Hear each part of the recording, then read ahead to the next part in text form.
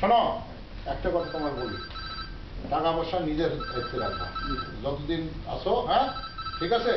ওই যে বলে যে আমার দেন, আমি ব্যবসা করি, হ্যাঁ দেন ব্যবসা করি, জমি কিনি, খবরদার। হ্যাঁ তোমার ব্যবসার দরকার নেই, তোমার লাভের দরকার নেই। হ্যাঁ তোমার টাকা যতক্ষণ তোমার ব্যাংকে আছে ওটা তোমার টাকা, বুঝছো না? এখন কিন্তু তোমার অনেক সুবিধা বের হবে।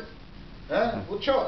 হ্যাঁ দেশে অনেক সুবিধা বের হবে, তোমার অনেক টাকা পয়সা করে দিবে, এটা করে দিবে, ওটা করে দিবে, ব্যবসা অনেক মুনাফা করা দিবে। কোনো মুনাফা দরকার নেই তোমার, বুঝছো? বলবো যে আমার মুনাফার দরকার নেই। খবরদার, খবরদার, তোমার একটা পয়সা তুমি অন্যের হাতে দিবা না, সে তোমার বোন হোক, ভাগ্নি হোক, খবরদার। ঠিক আছে? যতক্ষণ ব্যাংকে থাকবে টাকা তোমার, তোমার টাকা থাকবে। ঠিক আছে? তুমি যখন টাকা উঠাবা, নিজে সাইন করবা চেকে, তখন উঠাবো তোমার যতটুকু দরকার। ঠিক আছে? যাদের বাড়িতে তুমি থাকবা, যাদেরকে রাখবা দরকার হলে তাদেরকে মাস মাসে তুমি যা দেবা সেটা দিবা, বুঝছো? হ্যাঁ কিন্তু ওই যে খবরদার, তোমার টাকা পয়সা কিন্তু খবর তো তুমি দিও না। তোমার যে এত কষ্ট করে জীবনে অনেক কষ্ট করে উপার্জন করছো, হ্যাঁ এটা তুমি রাখছো, জমা করছো, এই যে এই দেখো জমা করছে জন্য আজকের এই বিপদের দিনে তোমার এই টাকাটা লাগবে। ঠিক আছে?